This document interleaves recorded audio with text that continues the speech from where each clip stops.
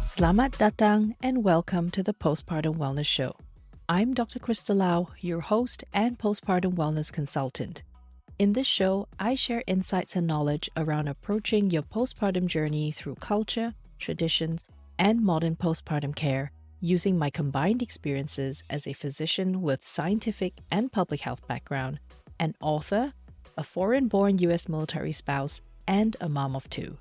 Join me in this exploration of motherhood, wellness, and heritage where you will learn how to thrive in your postpartum journey and beyond. A quick disclaimer before we start today's episode. The content of Dr. Krista Lau's Postpartum Wellness Show does not replace medical advice from your health providers. Listening to this show does not establish a patient-doctor or client-provider relationship between you and Dr. Krista Lau. Please see your health provider for any medical concerns or contact your local emergency line for any urgent matters. Welcome to today's episode of the Postpartum Wellness Show. Today I'm going to talk about who looks after you as a mother and your family during the postpartum period. But before I dive in, I'd like to explore two things. First, why is it important for us to know who's out there to help us? And number two, what does it mean to have good health in the postpartum period? And I'll finish the episode with sharing with you red flags to watch out for when you're seeking for help or services so that you know you're getting the best care for you and your family, and to stay safe from those who may have forgotten that they're there to serve you and your best interests first. So let's get started. Why is it important to know who's out there to help you and your family and who to turn to in your time of need? Let's recall that the postpartum period can be longer than 6 to 8 weeks. So whenever you and your family member need help for your health or your family's well-being, or you've got any concerns after you've met your OBGYN at the 6-week checkup, there are other health practitioners, health providers, and service providers who will be more than happy to help you with any concerns and worries that you've got. And because there's so many of us out there who you can engage for help, it's good to know who can do what for you so that you can choose the best person to see for your concerns, or at least know who to see first and get your care plan started. The best part about knowing that there's literally a team of people out there who are able to help you and your family, you know you're not alone in this journey. And because I expect a lot of my listeners to come from different parts of the world, knowing the different titles and terms for people and services who can help you is going to help you navigate the system and resources in your country and figure out who will be the best person to contact in case you need any help. To understand better about who's out there to help you and your family during the postpartum period, it is important to understand what good health means in the postpartum period. Or to put in other words, what does good postpartum health mean for you as a mother and for your family? In general, the definition of health as per the WHO, the World Health Organization, says that to be in good health is to be in a state of complete physical, mental, and social well-being, not merely the absence of disease or infirmity. What does this mean in the context for you as a mother and for your family? So for you as a mother to have good postpartum health, this means that you would have recovered from labor and childbirth, whether you've had a vaginal birth or a C-section birth, and if you had any other medical conditions from labor and childbirth, you should have recovered from that to be in good physical health.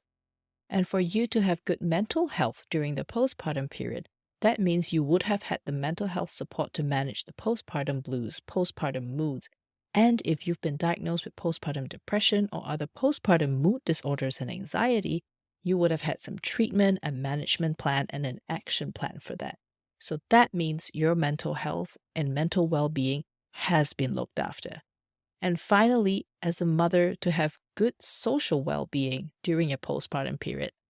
That means having a decent network of support from family, friends, and other community members around you, plus having access and availability of local resources wherever you and your family are living. So this means it really isn't possible for you to achieve complete physical, mental, and social well-being within 6 to 8 weeks after giving birth. And that's why in the previous episodes, I always talk about how the postpartum period can be up to a year or even more after you've given birth. And what about for your family members? Remember, I talked about how your family members also have their postpartum experience. In this case, they may not have gone through a lot of the physical challenges that you have gone through in pregnancy, labor, and childbirth, but their mental and social well being absolutely needs support during this time so that they can adjust to the changes with you and with your newborn during the postpartum period. And this is why many doctors and other health providers use the biopsychosocial model whenever we treat patients and talk to clients about how to help them achieve their health and wellness goals. This model comprises three parts: the biological part of you, the psychological part of you, and the social part of you. And this model provides your doctors and health practitioners a holistic blueprint so that they can help you plan to achieve good health in the physical, mental, and social aspects. So using this model, let's dive into who's out there to help you. We'll also follow a timeline starting from labor and childbirth. A lot of the care that happens during labor and delivery falls to the midwives, who usually lead the entire birthing process. In a lot of Western countries, some mothers add a labor doula onto their team, who provides non-clinical and non-medical support during the birthing experience. And in some parts of the world, like in Australia, in the rural or regional areas where there may not be as many midwives and OBGYNs, there are general practitioners who are specifically trained to also function as rural OBGYN specialists and emergency specialists, and they take the lead in helping mothers go through labor and delivery. So where do the OBGYNs fall in during this time? Let's take a moment to appreciate this specialty where it is really quite unique, even for those of us in the medical field. This is one of the specialties where the doctor provides both medical and surgical care because they provide both obstetrics and gynecology services. Obstetrics meaning related to childbirth and gynecology meaning related to the women's reproductive health. So in a lot of cases, when the labor process is uncomplicated, which is medical speak for things are going as it should, and it doesn't look like there are any interventions that's required, most of the OBGYN doctors don't really play an active role here. The midwives usually take the lead in this part. However, should there be any concerns of safety for the mother and the baby during the labor and delivery process, that's when the midwives will call the OBGYNs, and together with the mother, they will assess the situation as a team and make a decision on what's the next step. From my second birthing experience, I thought everything was going to go well because I presented to hospital 5 centimeters dilated, meaning I was already halfway there.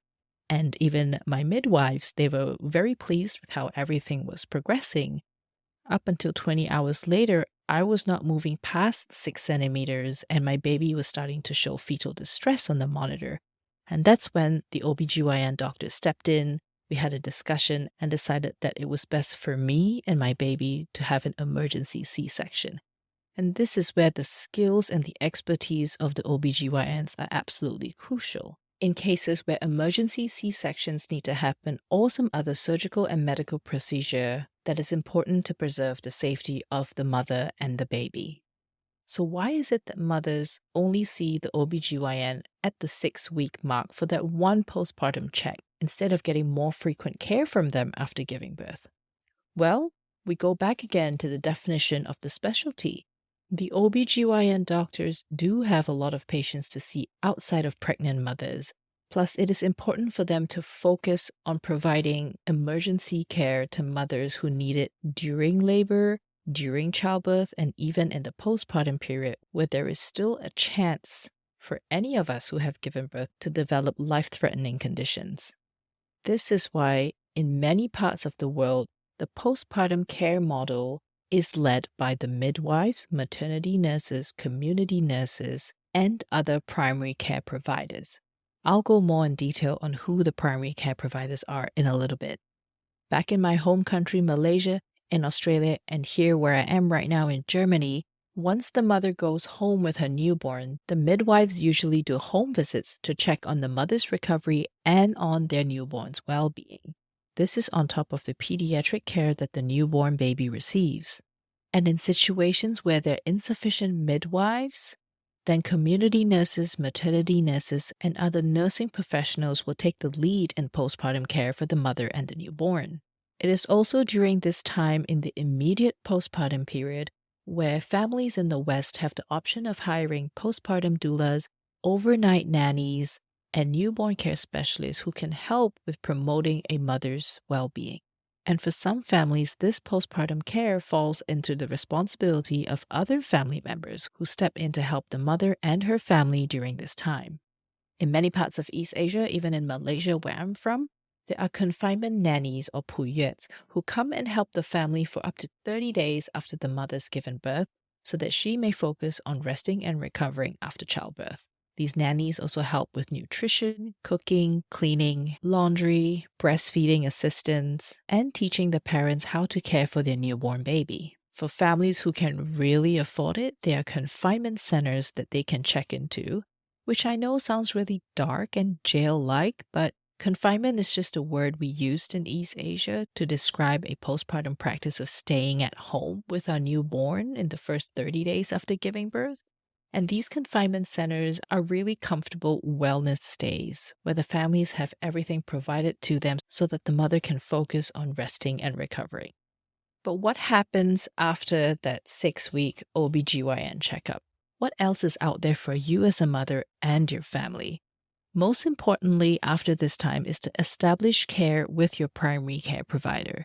These professionals are your general practitioners, family medicine doctors, nurse practitioners, physician assistants, and for smaller rural communities, community nurses would be your point of contact.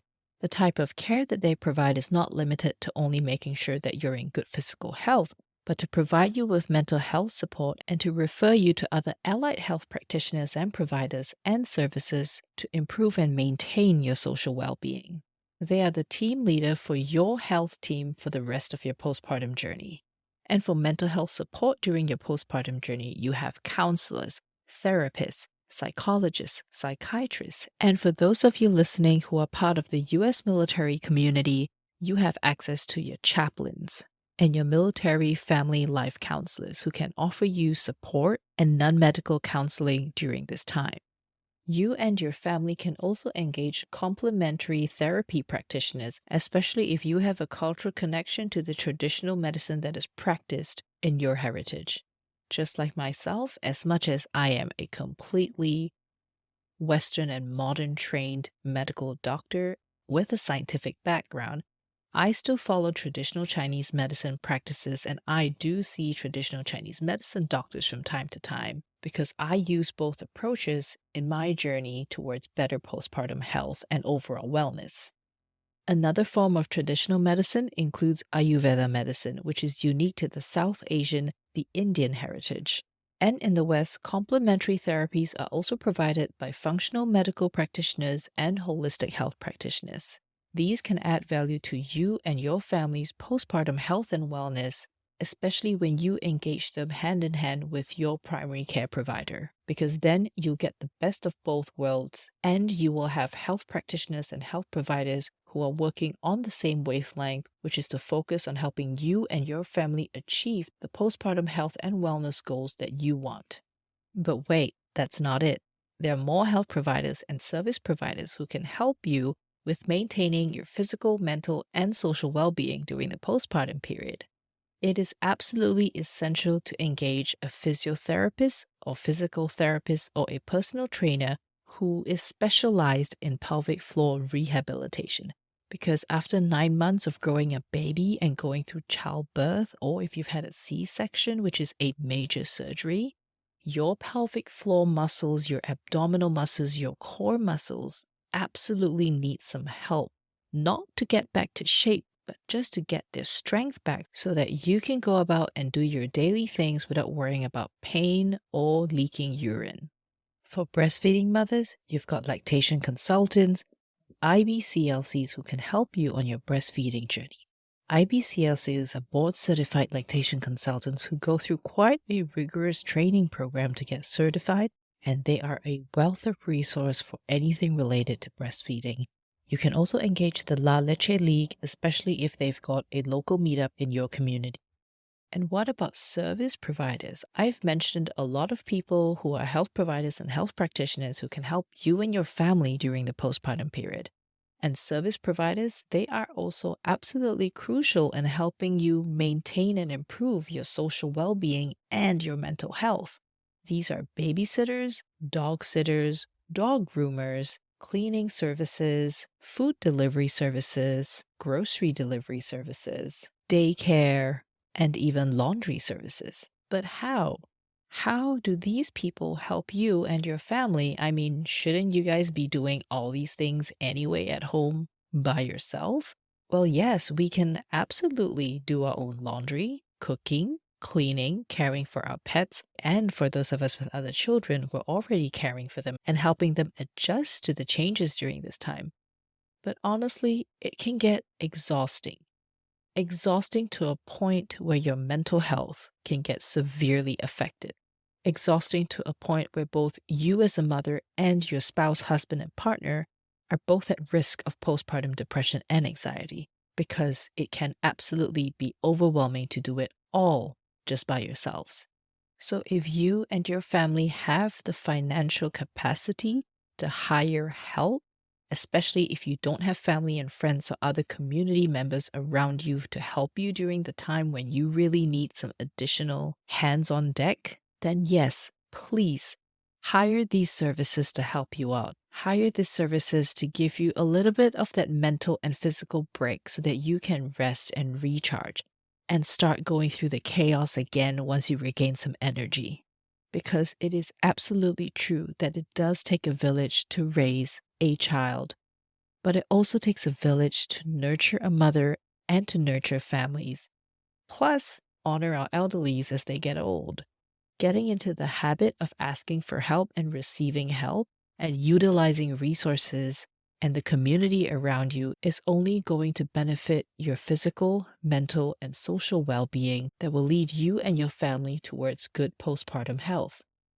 Which is why it's very important that I share with you things to look out for in health practitioners, health providers, businesses, and services that you engage with. Red flags to look out for where you may want to consider getting a second opinion or stop engaging with this person or business entirely. The biggest red flag to look out for is if someone tells you not to trust your medical doctor or medical health provider, and if they discourage you from engaging with modern medical health care. This is unethical, irresponsible, and downright dangerous. Why?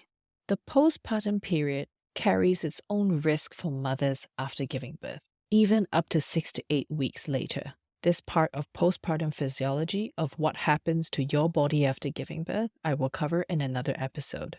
And with the rise of postpartum depression in our modern society, if someone tells you that you shouldn't see your medical doctor or medical health provider, makes me worry whether they truly have your best interests at heart.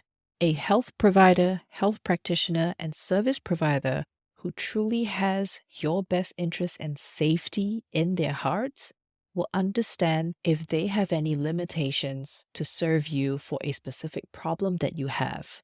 Which brings me to the second red flag to look up for when you seek help is to be cautious of people who claim that they know everything. It is very good when you meet a professional who knows what they don't know, but it is absolutely dangerous to meet someone who doesn't know what they don't know.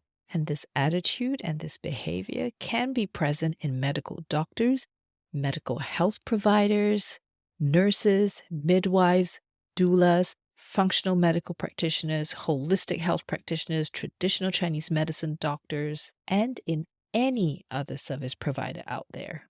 If you meet someone who claims that they have the answers to everything and that the so-called other professional will not be able to help you, I highly recommend you seek a second opinion, even from a different practitioner within that same field. Because there are always limitations in everything that we have today. Despite how modern and advanced we are, we still have limitations. Modern medicine still has its limitations because there's so much to health and wellness, especially within those of us who have a lot of cultural norms and traditions that we carry in our medical decision making. And traditional medicine and complementary therapies absolutely have their limitations as well because there are conditions that they absolutely cannot help with. And modern medical healthcare is there to help you and your family. This is a very nice spot to wrap up this episode, actually, because from everything that we've discussed today, that I've talked about today, you can see that postpartum health, that health in itself, is pretty complex. There is no one-way street towards good health. You need to take into account your physical well-being, your mental health, and your social well-being. Which is why this ties back to my tagline from a couple episodes ago, where I share that postpartum care and wellness is not a luxury. It is an absolute necessity. You need a team. And this team should serve not only you, but your family, because your wellness is also intertwined with your family's wellness. So I've got two big call to actions today for you. If you are a mother, have a think about what you really need. Think about what counts as good postpartum health for you when you think about your physical health, your mental health, and your social well-being. Because once you get thinking about what you really need, you'll start to see how you can take the next step towards achieving the postpartum health and wellness that you deserve. And if you are a health provider, a health practitioner, or a service provider who's listening in, I'd like you to think about how you can apply the biopsychosocial model into your practice so that you can better serve mothers and their families. And if any of you want to book a free call with me to have a chat about your postpartum wellness or how I can help your organization or business take postpartum care to the next level, go to my calendar and book a free 15-minute call with me at www.mamaswingwoman, mamaswingwoman.com/free call, FREECALL. Go and book a time right there, and I'll love to have a chat with you. And that's it for today's episode. Thank you and terima kasih for tuning in. Please leave a review on your favorite podcast platforms, or if you're watching this on YouTube, please leave a comment below the video. I appreciate you in helping me improve this show, and I will see you in the next episode.